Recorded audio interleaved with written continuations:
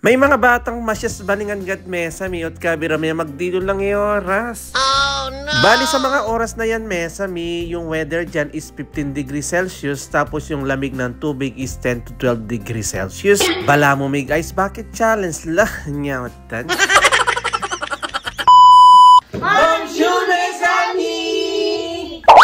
For today's ganap mesami is namasyal nga ulit kami dito sa may Exong Provence at naimbitahan nga kami ulit dito para magpapaitan. Bali magkakaroon nga kami mesami ng gathering kasama ang GIL family at magkakatay nga daw sila ng kambing. Wow! Hindi na namin sana isasama tong tatlo na to, yun nga lang wala yung mga tagabantay namin for today's video. Kaya wala na kaming no choice mesami kundi isama itong tatlo na to at kabira binten kong oras ay na ako may kasawak may kate kambing. Nyamatan.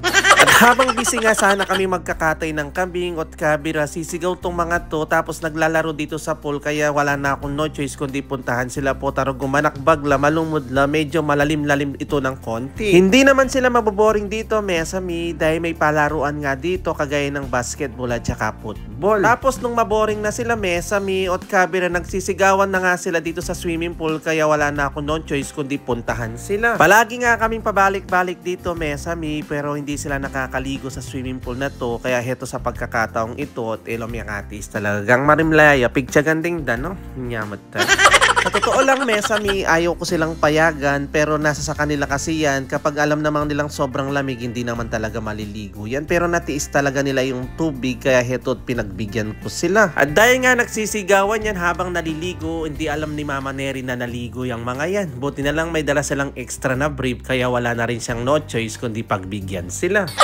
Alam naman nila mesami sa unang lusong kapag medyo malamig-lamig yung tubig tapos hindi nila kaya, hindi naman sila tutuloy. Pero nung naramdaman nga nila is kaya nila tapos naglalaro pa sila tapos pagod pa sila habang nagsiswimming. Hindi na nila mararamdaman yung lamig. May pata na lang ang nyamatan.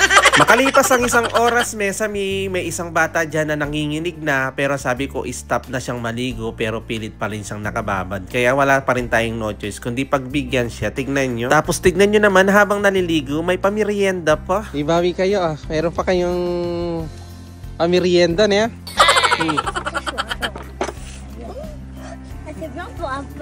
Atong siyang labos. Tignan mo yung anak mo ate. Nanginginig na.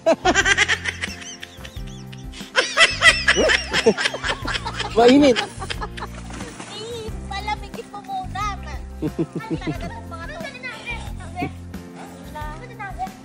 At after nga nilang mang merienda mesami, heto na nga nilabasan pa ni Tongtong Abner na mga salbabida. Abak na po talaga, hinotok ng din, lawen nyo.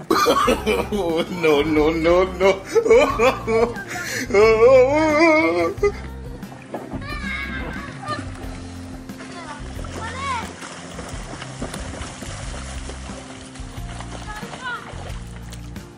Ang cute ng salbabida nyo, donut.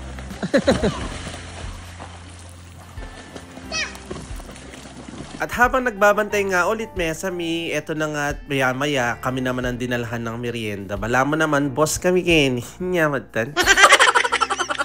Sarap naman ang buhay namin dito. May taga-atid pa yata. Home service. Merci. Wow. Thank you. Diba? Mayroon.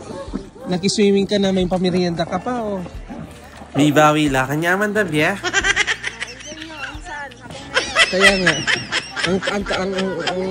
Ewan ko, natitiis nila ako, dinalamig ako.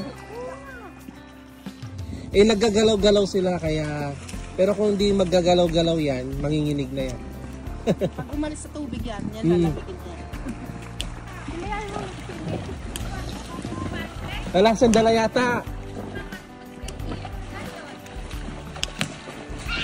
Ano mama, kaya mo na rin maliga?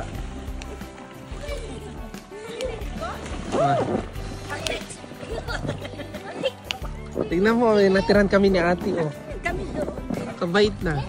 Big coffee. Tingnan mo ba yung mga balab senyorito la Sarap buhay ng ganito na. Balik kinaya nila mesami na maligo ng 2 hours na sobrang lamig ng tubig. Yakuro kuya wag yung mayari ko balat. Nyamatan. Thank you for watching. Again to Ciao.